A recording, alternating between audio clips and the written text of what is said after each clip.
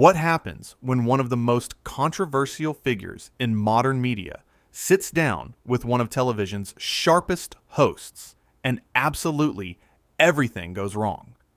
In just 38 seconds, a casual question turns into the most explosive meltdown ever caught on camera, ending with security physically escorting a royal duchess out of the studio while cameras keep rolling. This is the story of the interview that was supposed to be a simple promotional appearance, but instead became the most talked about television disaster of the year. Greg Gutfeld sits behind his desk. The studio lights are hot. The audience is packed in tight, and everyone is expecting a typical late-night interview. Meghan Markle walks onto the stage wearing an expensive designer dress, waving to the crowd like she owns the place. The applause is polite, but not overwhelming. She sits down, crosses her legs, and immediately starts adjusting her microphone like something is wrong with it. Greg starts with a smile. "Welcome to the show. Thanks for being here." Meghan doesn't smile back. She just nods, still fussing with her microphone. "Well, I almost didn't come. Your team was incredibly difficult to work with." The audience goes quiet. Greg's smile doesn't fade, but his eyes narrow just slightly. "Oh, really? I'm sorry to hear that. What happened?" "Your producers kept asking me questions about what topics were off limits," Meghan says, her voice dripping with irritation. "I shouldn't have to explain myself to anyone. I'm doing you a favor by being here." Greg leans back in his chair, keeping his composure. "Well, we do that with every guest. It's pretty standard. We just want to make sure everyone's comfortable." "Comfortable?" Meghan laughs, but it's not a friendly laugh. "I don't need you to make me comfortable, Greg. I need you to respect who I am and what I've been through." The studio audience shifts uncomfortably in their seats. Nobody was expecting this kind of tension right out of the gate. Greg keeps his professional demeanor, refusing to take the bait. "Of course I respect you," Greg says calmly. "That's why I invited you on the show. I thought we could have a good conversation." Meghan waves her hand dismissively. "A good conversation? Is that what you call it when you spend every other episode making jokes about people like me?" "People like you?" Greg asks, genuinely confused now. "What does that mean?" "You know exactly what it means," Meghan snaps. "People who actually stand up for something. People who don't just sit behind a desk and mock others for cheap laughs." The audience is dead silent now. A few people exchange glances. This is getting uncomfortable fast. Greg takes a breath, still trying to keep things civil. "Meghan, I think there might be some misunderstanding here," Greg says, his voice still even and controlled. "I make jokes about everyone, including myself. That's what comedy is. But I didn't bring you here to argue. I brought you here because I thought my audience would want to hear what you have to say." Meghan leans forward, her eyes blazing. "Your audience? You mean the same audience that cheers when you tear people down? Ansese. The same audience that laughs when you make fun of people who are actually trying to make a difference in the world." Greg's expression changes slightly.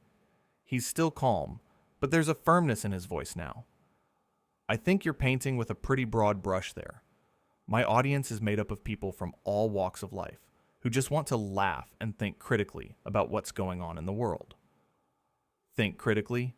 Meghan's voice rises. "You call what you do thinking critically?" "You're a puppet, Greg. You say whatever your network tells you to say. You push whatever narrative keeps your ratings up." The audience gasps. A few people start murmuring. This has gone from uncomfortable to hostile.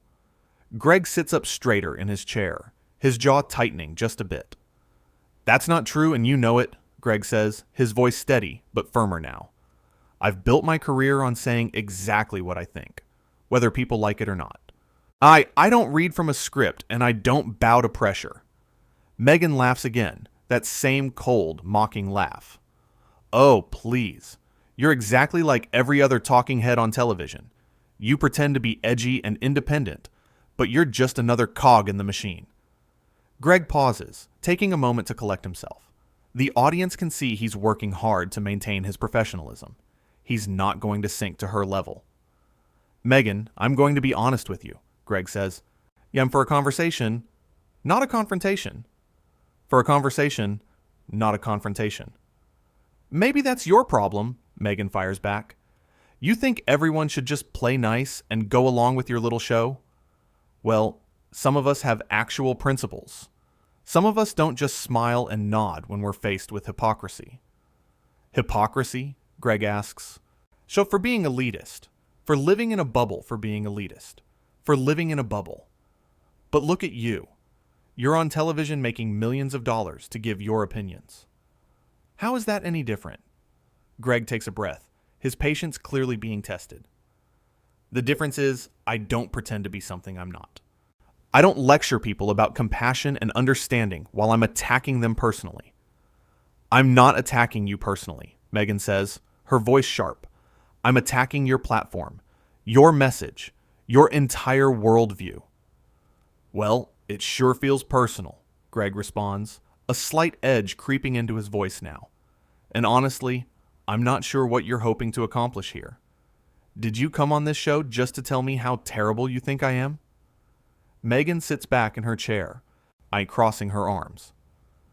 I came on this show because my publicist thought it would be good for my image. But now that I'm here, I realize this whole thing is beneath me. The audience audibly reacts to this. A few people actually boo. Greg's expression hardens. Beneath you? Greg repeats slowly. You know what, Meghan? If being on this show is beneath you, you're welcome to leave anytime. Maybe I will, Meghan shoots back. I don't have to sit here and be disrespected by someone like you. Someone like me? Greg's voice rises slightly for the first time.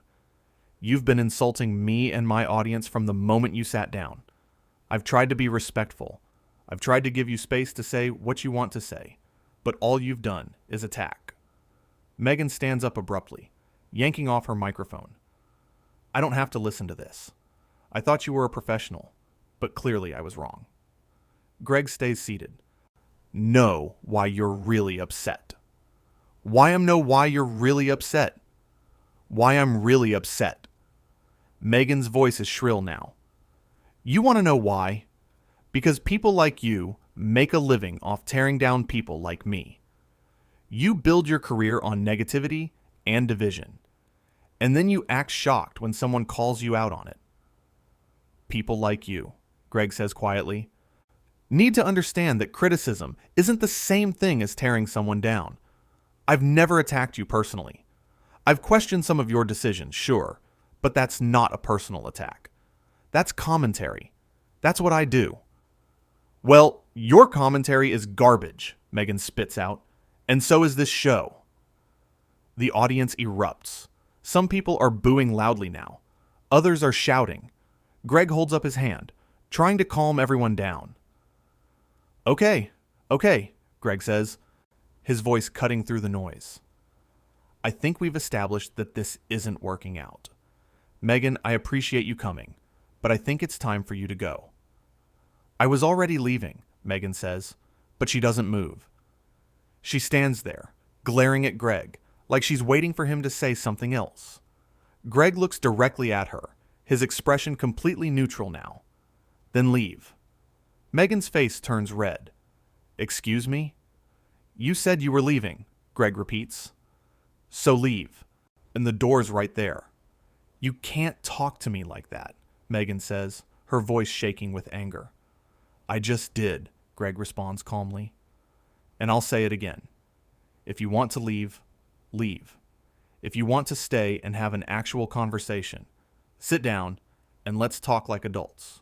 But I'm not going to sit here while you insult me, my show, and everyone watching. Meghan takes a step toward the desk, pointing her finger at Greg. You think you're so smart, don't you? You think you can just dismiss me like I'm nobody? Greg doesn't flinch. I think you came on this show with an agenda. I think you wanted to create a scene. And congratulations, you succeeded. But I'm not playing this game anymore. This isn't a game, Meghan screams. This is my life. This is my reputation. Then maybe you should think about how you're representing yourself right now, Greg says quietly. Because this isn't a good look. Meghan's hands are shaking. Sit there in your seats, judging me. But sit there in your seats, judging me. But you have no idea what it's like to be scrutinized every single day. You have no idea what it's like to have people constantly criticizing everything you do. Someone in the audience shouts back, "Then stop doing stuff worth criticizing." Meghan whips around to face whoever said it. Who said that? Who has the audacity to speak to me like that? Greg stands up now, his voice firm. Meghan, that's enough. You need to leave. Right now. You can't throw me off the show, Meghan says, her voice rising to a near shriek. I'm a guest. You invited me here. And now I'm uninviting you, Greg says, his voice cold and final. You're done. Please leave the stage. Meghan looks around wildly. Niche I leave. Because someone who knows who they leave. Because someone who knows who they are should also know how to behave. Meghan takes another step toward the desk, and that's when two security guards appear from the wings. They don't touch her yet, but they position themselves on either side of her. Don't you dare, Meghan hisses at them. Don't you dare put your hands on me. Nobody's touching you, one of the guards says calmly. We're just here to escort you out. I don't need an escort, Meghan snaps. I can walk out on my own. Then please do, Greg says from his desk. We're all waiting. Meghan stands there for a long moment, her chest heaving, her fists clenched at her sides. The entire studio is silent except for the hum of the cameras. Everyone is watching, waiting to see what she'll do next. Finally, Meghan turns on her heel and starts walking toward the exit, but she only makes it a few steps before she spins back around. You're going to regret this, she says, pointing at Greg. You have no idea who you're dealing with. I have more influence than you could ever dream of. I can destroy you. Greg sits back down in his chair, completely unfazed. Is that a threat? It's a promise, Meghan says, her voice venomous. Well, I'll add it to the list of all the other promises people have made about destroying me, Greg says with a slight shrug. So far, I'm still here. Meghan's face contorts with rage. She opens her mouth to say something else, but no words come out. She's shaking with fury, unable to form a coherent sentence.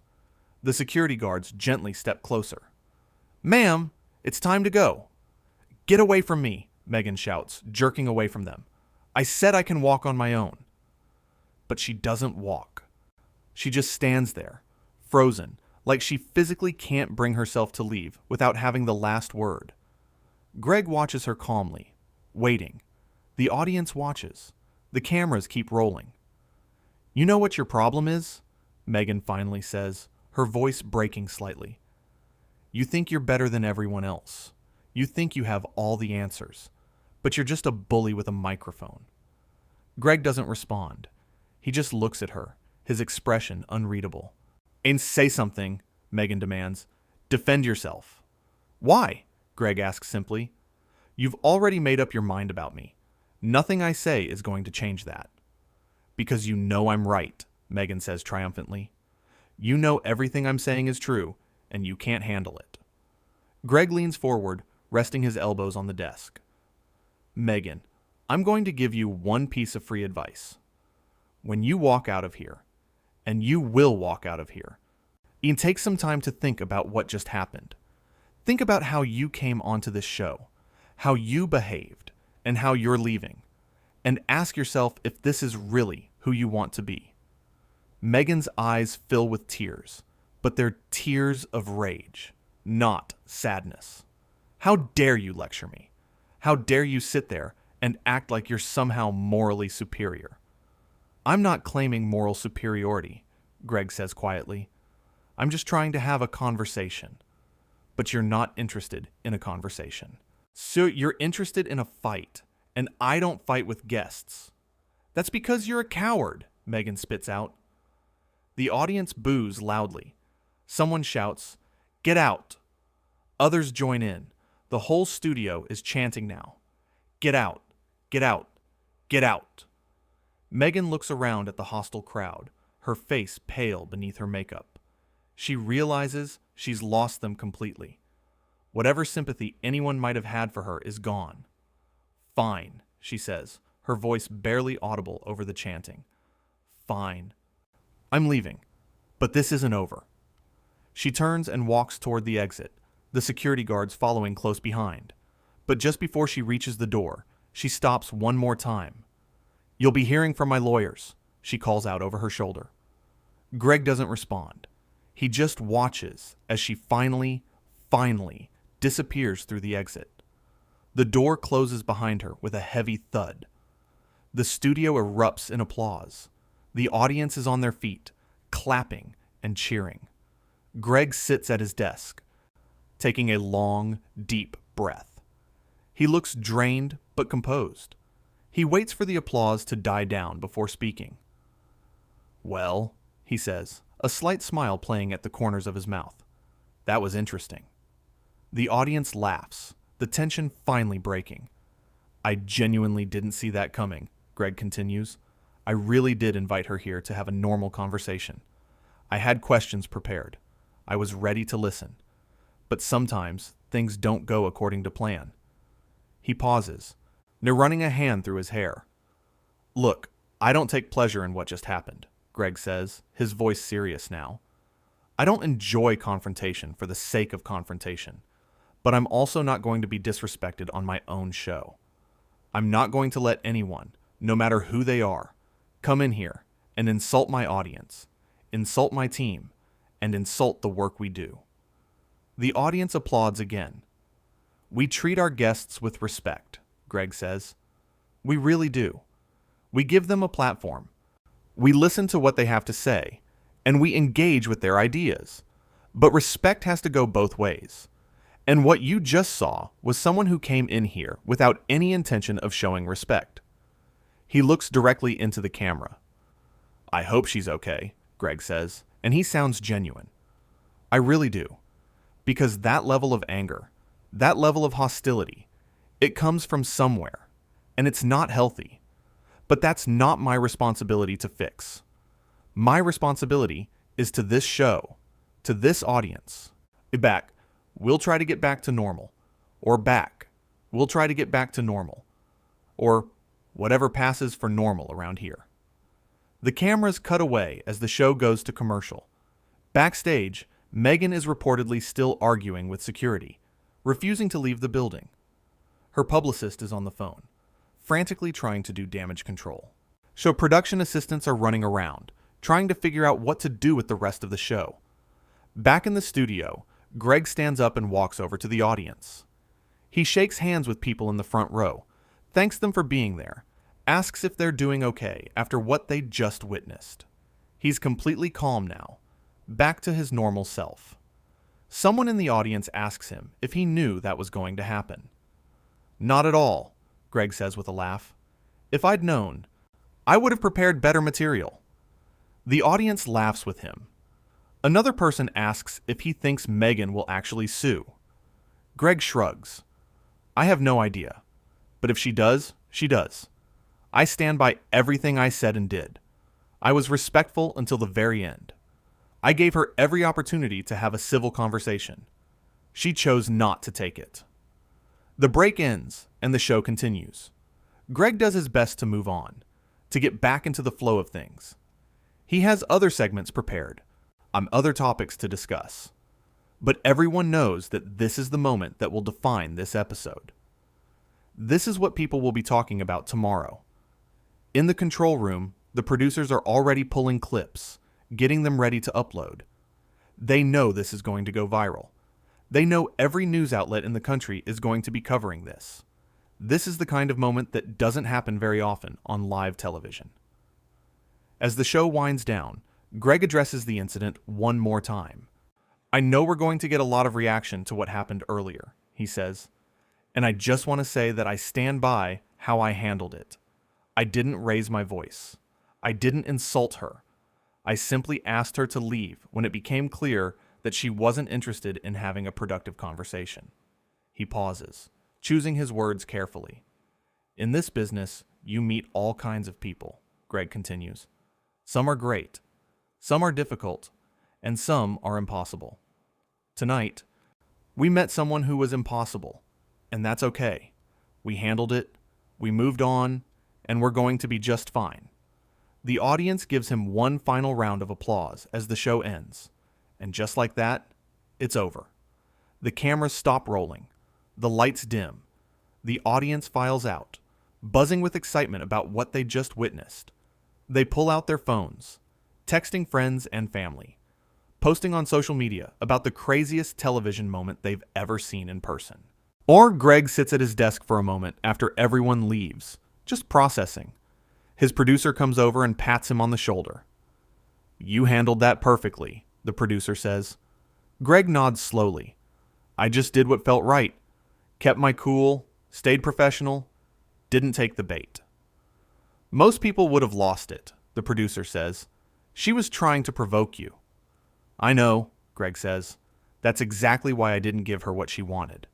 The moment I would have gotten angry or defensive, she would have won. She would have been able to play the victim. But instead, she made herself look bad, all on her own."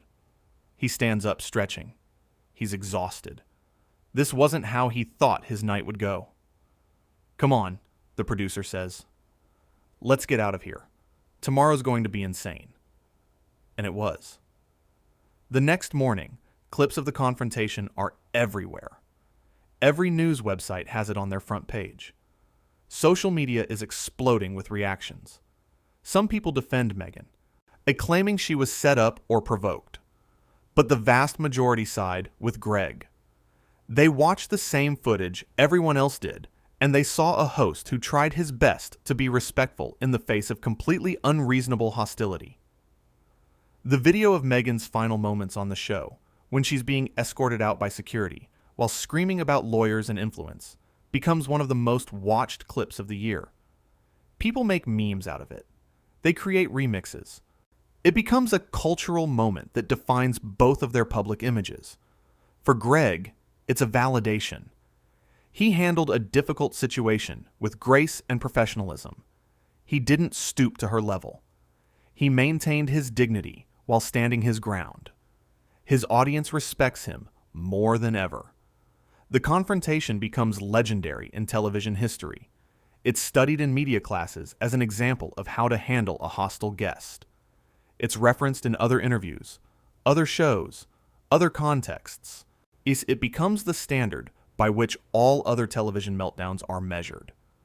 And through it all, one thing remains clear. When Meghan Markle walked onto that stage, she thought she was going to dominate the conversation, control the narrative, and put Greg Gutfeld in his place. Instead, she revealed exactly who she was to millions of people watching. She showed her entitlement, her hostility, her inability to handle even the mildest pushback. Greg, on the other hand, showed exactly what a professional host should be: calm under pressure, respectful even when disrespected, firm but fair. He didn't win by attacking. He won by simply being the adult in the room. That 38 seconds when Meghan first snapped at Greg about his team being difficult, that was the moment everything changed. That was when the mask slipped.